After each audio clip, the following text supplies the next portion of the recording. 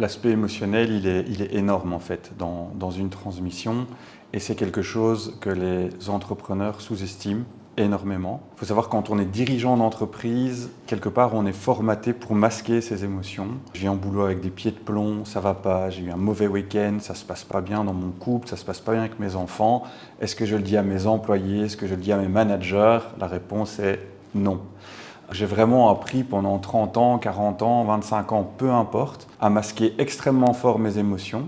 La transmission, c'est mon dernier acte en tant qu'entrepreneur.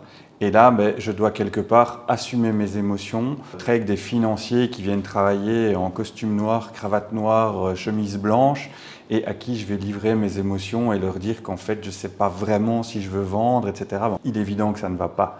C'est un processus éminemment émotionnel qui n'aspire pas beaucoup de communication émotionnelle à la base. Donc c'est vraiment quelque chose qui n'est pas évident.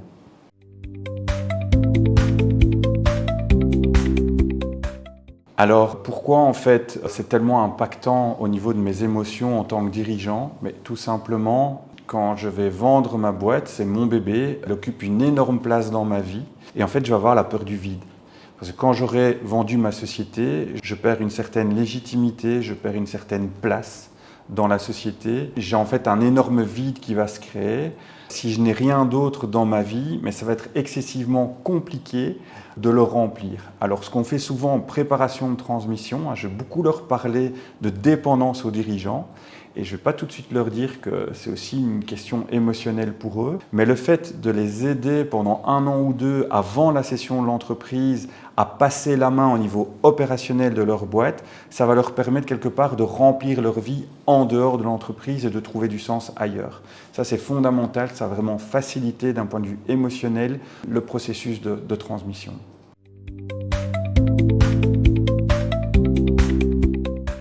Ah oui, la crise de la quarantaine, c'est quelque chose que je connais bien, que ce soit dans mon entourage ou pour moi. C'est un moment où en fait, on est vraiment au milieu de sa vie, on est en recherche de sens. Eh bien, c'est quelque part, quand on transmet son entreprise, typiquement 55, 60, 65 ans, on est en fin de vie professionnelle, c'est le moment de faire un bilan. Et je n'ai plus devant moi cette question du sens, c'est plutôt ce que j'ai fait. Et ma boîte est peut-être l'ensemble de mon œuvre personnelle, parce que j'y ai mis énormément d'investissement personnel, et comment je vais retrouver du sens après la vente de mon entreprise. C'est vraiment pas évident, c'est vraiment une question qu'on peut se poser avant et bien avant la session, et potentiellement se faire accompagner par des gens qui sont spécialisés.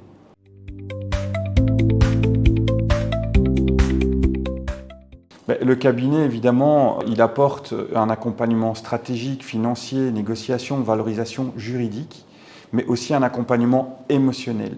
Vraiment, le dénominateur commun que je peux constater dans la plupart des accompagnateurs des bons cabinets de session, c'est qu'il y a un véritable accompagnement émotionnel.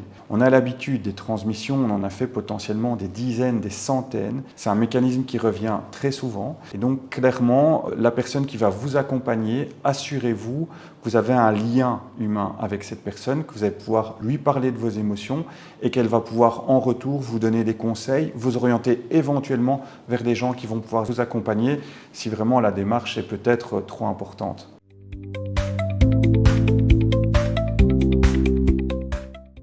D'ailleurs, le jour de la signature, ce qui est très frappant, c'est que c'est un mélange d'émotions extrêmement fortes et c'est un mélange de joie et de tristesse. C'est vraiment un moment où c'est un aboutissement d'un process qui a peut-être été long, difficile et que le dirigeant voit réellement comme un point final à sa carrière professionnelle, à son aventure professionnelle. Donc quelque part, c'est une apothéose, puisqu'on touche en général un beau chèque. Et en même temps, c'est une grande nostalgie, c'est une page qui se tourne. Et donc c'est vraiment un mélange assez particulier. Et c'est aussi un moment qu'on peut accompagner. Ne sous-estimez pas le pouvoir et l'importance de l'après.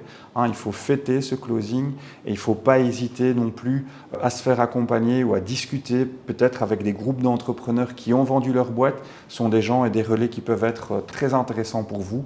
D'ailleurs, nous, on aime bien chez Ecofin mettre en contact des gens qui ont vendu leur entreprise. Ça leur permet de rencontrer des gens qui ont vécu la même chose. Voilà, clairement, l'objectif de cette capsule n'était pas de vous faire peur par rapport à la transmission, mais clairement que vous puissiez comprendre que ce que vous ressentez au niveau émotionnel et potentiellement bloquant, quand quelqu'un n'arrive pas à se lancer, c'est souvent parce qu'il y a un blocage émotionnel par rapport à la cession de son entreprise. Ce que vous vivez est absolument normal et vécu par d'innombrables autres pairs dirigeants d'entreprise. Voilà, on espère que cette capsule aura pu démystifier un peu ces sentiments qui sont parfois importants par rapport à ce processus. N'hésitez pas à nous contacter, n'hésitez pas à en parler. À très bientôt pour une prochaine vidéo. Merci.